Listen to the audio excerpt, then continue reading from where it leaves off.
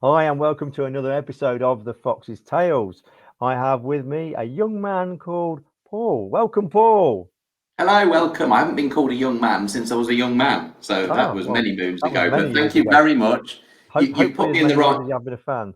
Well, exactly. You put me in the right frame of mind right from the outset. So well done. Thank And you. yes, how apt you mentioned frame of mine. You're in a frame. Very And then good. you put this frame round. Yeah, amazing. Say what you Um, see. so we're quite humbled to have such a high profile guest. I believe you've been on television a few times on something to do with politics. Is that right? Well, I am. Yeah, I am. To my sins, a district councillor of Blady South, and I'm also the parliamentary spokesperson for South Leicestershire Liberal Democrats. Wow. Which means if there was a general election, you would see my name on the ballot paper. And I also get the wonderful opportunity to go on the TV about once every 3 months on Central Lobby when everybody's gone to sleep, about 10:30 in the evening after the news at 10, after you've watched Tom Bradby give the news out, then you'll see me on the TV. I get a few minutes to speak, claim to fame. Very exciting, Well, but that's not probably as famous as this, I have to say. no, that's probably something I'd watch at night to send me to sleep. To be fair, but Well, many people have said that, but it does get quite argumentative, and we do have a bit of a battle, so it I is can quite imagine. fun. I can And I really imagine. enjoy it. It's really exciting. It's Good, a bit good, nerve-wracking, but I enjoy it. Yeah. excellent. Well, let's talk football, shall we? Let's Oh talk well, Leicester that's City a Football Club, shall we? passion of mine. So, of your years, how many years have you been a fan of the Foxes? Well, I've got to say I've got to have been a fan all my life because my father is a massive fan of Leicester City football. He's always been a fan, and I guess that I watched every game even from a child. So I would imagine he got me watching it when I was 6 months old. I would have thought he would have been more interested in the football than he probably was in me when he was younger because he's a massive football fan. Mm. So he's been a Leicester City fan all his life, and he claims to have been a Leicester City fan for 75 years. Wow. So that's quite amazing. And the amazing thing is, he's always put a bet on every year for Leicester City to win the well, it wouldn't have been the Premiership, but it was whatever. He's put £1 on every year. And you know what? One year he actually won. But I actually worked out that the amount he won, he would have been better putting it in a bank account. Over the years, yeah. Over the years. So But he of put course, £1 on in the championship winning season then, and he got yeah, exactly. Yeah, he put the pound on there, and then he's £55, always. was it? 50. Yeah, exactly. But he said that it's I remember him standing in the pub, and this is his famous thing. We stood in the pub watching it because we weren't fortunate enough to go to the match that we actually won, because I think it was Tottenham versus Chelsea, wasn't it, when we actually won it? Yeah. And I think Eden Hazard won it for us. But anyway, that's another story. We were in the pub, local pub, and he stood there, and we were all celebrating, tears. I mean, it was such an exciting moment. And I remember him turning to me, and he said, "Paul," he says, "got a bit of a problem." I says, "What that?" He says, "That was on my bucket list." I says, "What do you mean it was on your bucket list?" He says, "That was on my bucket list, Paul." And he says, "I thought by us not winning, I would live forever." And of course, then it went. So there we go. So obviously it was over. But my first memory of Leicester City really was probably the early 80s. And I would say, I guess 83, really. And I think that was Is that your first game? Yeah, I think, I'm just trying to think. I think that was when Gary Lineker kind of came to the fore, didn't he, in about 1982, 83, something like that. And that was probably when I was old enough to understand the game of football, should we say? And I really did. I think that's when I started to really take an interest. So can't remember who was the manager back then. Was it Wallace? Was it John Wallace is around that time? Yeah, exactly. So that's kind of when I sort of started getting interested in it, really, and been a fan ever since. We had a great season, I think, in '83, didn't we? Did we reach the FA Cup final? Was that '82? Now you're asking. I'd have to. I think it was. I think it was. I've stepped a little bit since then. Yeah, there you go. Well, there you go. I think we got to the FA Cup finals. Oh no, we got to the semi-final. Semi-final in '82. That's right. And of course, I thought we were going to go all the way. We never have. No. But I remember looking back, sort of then and now, who was your favourite player back in the day when your first memories, and who's your favourite player now? I guess it was Gary Lineker, because that was the person, that was my foot, and I know we say it's a bit of a cliche really, isn't it? But that was the person I remember watching on the football. And I remember him playing for England as well, later on in his life. And, being the Leicester City man that he is and everything, that was kind of the person that springs to mind immediately for me. And Leicester City. And I know it's sad, and I know it's probably a bit cliched and everything, and everybody's, oh yeah, that's a bit boring, but it was the guy that I remembered, And then more modern era, I think, obviously Schmeichel. If you look now where Leicester City is now, where it was, obviously he's left now, but looking to what the successes they've had now, I think you can put that a lot down to Peter Schmeichel. I think he was great. He was a huge figurehead in the goal, wasn't he? Absolutely, yeah. And I think it was a great loss when he went. Obviously, he's coming to the end of his career anyway. So, things have to move on, don't they? Things have to change. But, I just admired his leadership and the way he controlled the team. Got us out some very difficult huge presence. Huge presence. On the field and off the field. Yeah, exactly. And I think a lot to be said for not just the way you behave, but the way you play football, but how you're meant. I always think that football is it's 90% playing football, it's 10% in your head. And if you've got a talisman on the pitch who can get that extra 10% out of the players by lifting their spirits, by making them believe, and I believe he did that.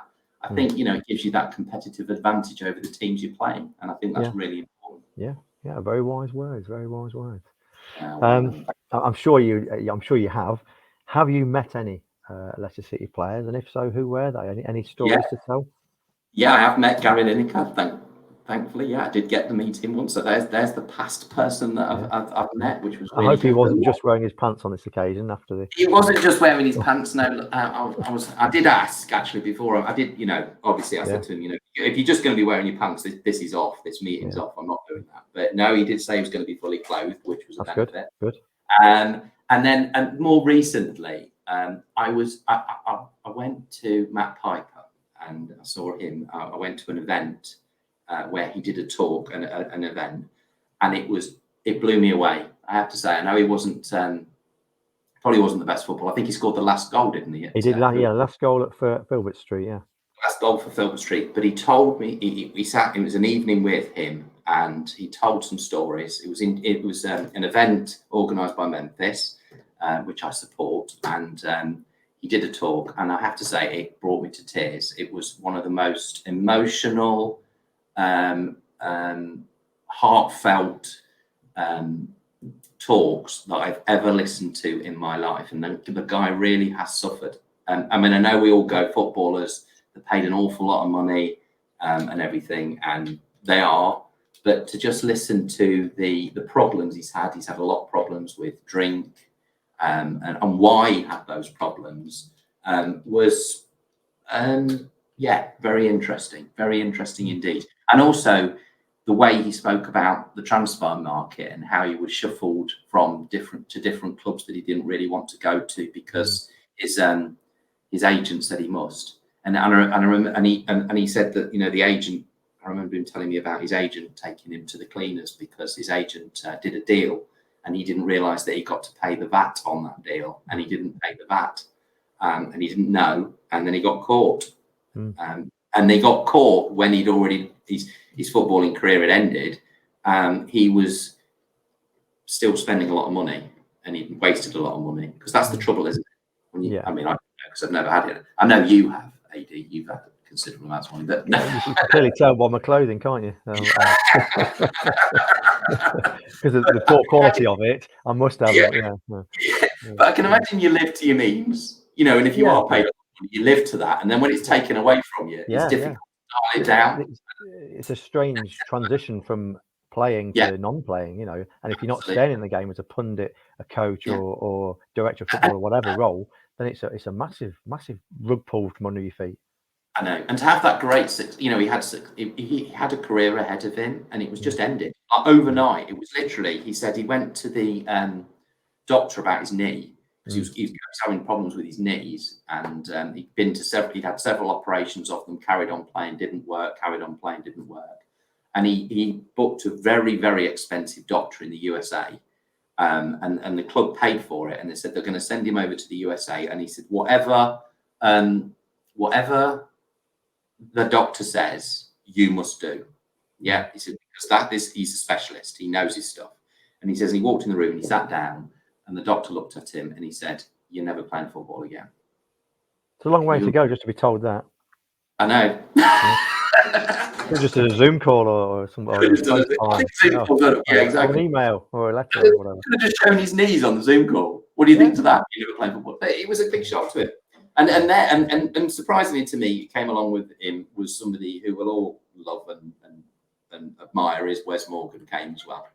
And no matter what you say about him being slow and all the other bits and pieces that people have commented about, great footballer, and he was nice to come along. Not quite as talkative as Matt, but still. Yeah, well, I've done a bit of coaching with Pipes back in the day. I know his dad through refereeing as well. So great, lovely guys, pair of them, very down to earth. Always got time to have a laugh with you and shake hands and chat. So, but real nice professionals. He told his dad about the first time he got his first salary of £5,000 a week, and he sat in his garden with the dad, and he says, "What are you getting paid?" And he went, £5,000, and his dad went, "A year?" He went, "No, Dad, a week." Crazy times. So obviously, aside from lifting the Premier League trophy a few years back, what's your sort of most personal favourite memorable moment? I remember us winning League Cup. You know when we did that, and I think we beat Tottenham Hotspur. Did we beat Tottenham? Yeah, was it? Who scored? It wasn't it Claridge? Wasn't it when he was playing and all of that? And you know what? Was it Stefan Freund? Was he playing for Spurs at the time? I can't remember now. I remember now. But do you remember it? Because I went and watched it in the pub network, I think, and I don't know what. I mean, obviously the winning of the Premiership, and all those wonderful things, FA Cups and all the things. But back in history, I just remember us winning the League Cup, and I just found it. It was just such a massive for what we've achieved since as a club. That was, and looking back over the time, and getting into the Premiership was exciting, but I don't know. To me, it was just beating Spurs. I think we beat Spurs in the League Cup. And I thought, I remember the celebration. I was in the right place with the right people in the right frame of mind, and it was great. Great. So looking ahead, obviously we're in a period at the moment where we've got the World Cup to come. There'll be a lot of different players on show in the shop window, as it were, from all the countries all over the world. Is there anyone specifically you can think of that you'd like to see join the Foxes come January in the transfer window? Yeah, isn't that guy that plays for Man United that scored Ellard, is it? Who scored about 3 hat-tricks in every single game, I think. Not United, City. Yeah. What's his name? Harley. Yeah. You know who it is. I think he's available for about 200 million, probably. I think. Yeah, I mean, if he's available. If he's available. Yeah. But I have to say, to watch him play, what an amazing player. So I think great investment for just 41 million. Amazing investment. Yeah, when you look at other players that have gone for double that amount in different positions that aren't doing what he's doing. Yeah, absolutely, it's insane. He's a different gravy whatsoever. Totally different gravy. And I think if he came to Leicester, I think we'd be back up at the top of the Premiership again. I think he could make a big difference. So I think sometimes it's worth having a big player, big talisman player, and if you can afford it, get them. If you can get one for 41 million and as good as him, I think it's worth it, because they'll win you. They'll win your games and they'll win your comp. 6'3", I think he is, isn't he? 6'3", yes. 6'3". And then what is it? Saying you can't stop him. Yeah, he's the Ivan Drago of football. Yeah. But to watch, that would be, I think, every fan's dream to have him in their team at the moment, for any club, for what he's doing at the moment for Manchester City. It's kind of anyone realistically that you could see that would make a difference, that would make a valuable addition to their team. I'm not realistically. I don't know how much. I know. I mean, a lot of people are knocking the club at the moment, and I'm not. I think what people have got to realise is, and it's something that somebody said to me the other day.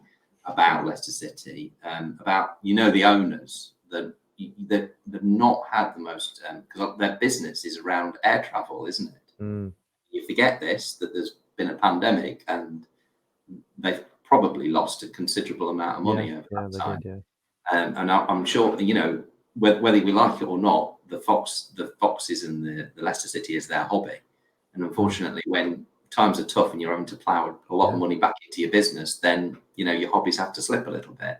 I fully appreciate everything they've done for Leicester City. What I'd like more than anything? I think we've got a great team, and I think this season we've struggled because there's been so much talk around transfers and people leaving and people coming in. I don't think that we need to have this pile on of signings and new players. I think we've got the players that can win things. I think what we need is a team that's not in the transfer. Our players are not leaving, and they're going to stay, and they're going to play for the club. So I don't think we need to go out and start shopping. I know it's nice to go, let's bring a few players in. And I don't believe what Brendan Rodgers said about fresh faces. I think it was a bit of a mistake. I think it's harmed the club in saying that. I think he made a mistake. I think what he should have said was the players we've got can win anything if we can keep them. And I would like to see us keep them. Yeah, better continuity and consistency. It's continuity, consistency, playing together, knowing how to play together. They know what to do. And I think it all got mixed up. And I think it's a shame that Tielemans looks like he wants to leave. And it doesn't, it was like the time when we had Mahrez and he wanted to leave and we went through that problem. I just think it's problems off the pitch that are causing problems on the pitch. And I just like to see Leicester City play football with the players they've got. I like the players they've got. I like Barnes. I like Maddison. I like Tielemans. I think people are knocking Ward in goal, but he played really well the other night. I think, the players are there. And if they put the effort in and have not got this threat of being sold to somewhere else, hanging over their heads all the time, we'll do much better. We'll be okay. Yeah, cool. And I don't think you're getting rid of Brendan Rodgers either. No. Here's a question. I think I know what the answer might be to this one, but have you ever played on the pitch at the King Power? No. Or even Filbert Street? No. No. I don't think football is your background, is it, to be honest? No, I've never played on the football. I did play football for a while when I was younger. I was okay, but I wasn't the best footballer. And I got into rugby, so I ended up being a rugby player. Okay. So outside of the club, which player do you most admire and why? Outside of Leicester City? Yeah. Okay. This is going to sound a bit weird, but I liked Ronaldo. Past tense. Past tense. Don't like him. The first time he was at United, or the second time? First time he was at United in his younger days, and his whole career, and his mentality, and when he's interviewed on the TV, and when you talk to him, I think he's a bit of a plonker, but I just like it. I just liked the way I thought he brought something to football that is needed, and the entertainment factor. So he was almost like a Maradona when in Argentina. Yeah, and then the hand of God thing, and we all go, ooh. But when players are like that, they actually become the team. And I think it was told when Ronaldo, I think when Portugal went into the Euros and they won it, it wasn't Portugal, it was Ronaldo's Portugal. Yeah, good point. Yeah, it was. Yeah, he was their talisman, wasn't he? He got so good, not just on the pitch, but his fame and everything. It was just so good that it was all about him, and a great entertainer. And I remember watching him when he played for Man United, because that's when I first saw him. I don't know about you, but that's when I first saw him, and I thought that he had such talent, and it was great to watch. But not just that. Fortunate, yeah. I was fortunate enough to take my son when he was a lot younger. We went to a United game, United versus Spurs, when Berbatov had joined United. And I think United won that one 2-1, but we got to see Ronaldo as well, which were really, really close, warming up literally in front of us, front row seats. So that was nice for him to see. And my son was a massive fan. My Mm. son was. He used to have his poster on his wall, and that's what football is all about, isn't it? Yeah. That's what it's all about. Getting that sort of like thing. And I remember because my son and he got into football, and I remember him buying the posters, and I remember him getting the match attacks things. And of course, Ronaldo was one that if you got that, it was like wow. And I remember him getting it. His face lighting up. So it's not just about the player; it's about what he did for my son as well. Really. Very good. Very good. If you could select a player to play today from any era, who would that player be? Oh my gosh, oh dearie me, that would be difficult. I think I would love to see a player that played in the 1966 World Cup play today on a pitch today with the players in their prime. So I'd love to see Geoff Hurst. Geoff Hurst. Up front alongside Vardy. And I just want to see. I'd love to see how fascinating it would be to see how far the game has come and whether that player could play alongside a Vardy or in our game today, and how it would look, what would happen. Has the game got to a different level, or because obviously somebody like him was at the top of his level in 1966, or has the game come on a lot and you would see a massive difference and he would get shown up? I'd love to see it. I'd love to see it happen. Good. Your halftime pie. What's your favourite halftime pie? I'm a boring. Oh dearie me. Well, I don't know. I think you see, I wouldn't have a pie at halftime, but if I did have a pie at halftime, I'm a boring old chicken and mushroom kind of pie guy. Well, that's good. Oh, good. Well, within our fourth episode, I was worried that you were going to continue along the vein of a pasty and having a pastry, and having a sausage roll, because we had 3 sausage rolls so far. Oh, no. You broke the mold. Well done. I'd like a chicken and mushroom pie, but you can't. I don't know whether you can get chicken and mushroom pie. I don't think you can. It's chicken bolted. I don't think it's chicken and mushroom. It's steak. No, I know. I went to see Leicester City versus Burnley in Burnley last season. So I got up there. Yeah, got all the way up there, way up north. Only £6.50 to get in. No, it wasn't a bit more. But they had pies in a polystyrene. But have you seen these people who post them on the internet? I should have done this. But they had pie.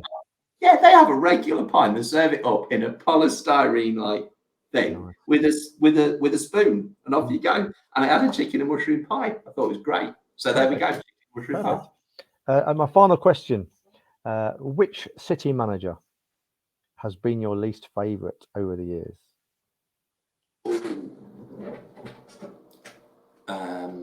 My least favourite City manager over the years, I can't remember. Oh, dearie me. I thought we've had some really good managers.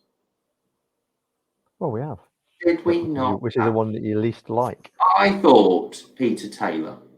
Peter Taylor. Yeah. Do you remember? Yeah, I remember. Because we had the decline. We went. I'm trying to remember, but it was like early 2000s and stuff. And he was around then, wasn't he? And he came in, and I had great ambitions and thought he was going to do really well. And he ended up being not the sort of manager that I was expecting. Did he come to us before he was in the England fold or after the England? Because he was coaching the England. No, because wasn't he the under 21s? Yeah. Is that after? Did he come to us after that or before that? Was it? I think it was after. I think it was after. I think it must have been after, mustn't it? You're going back.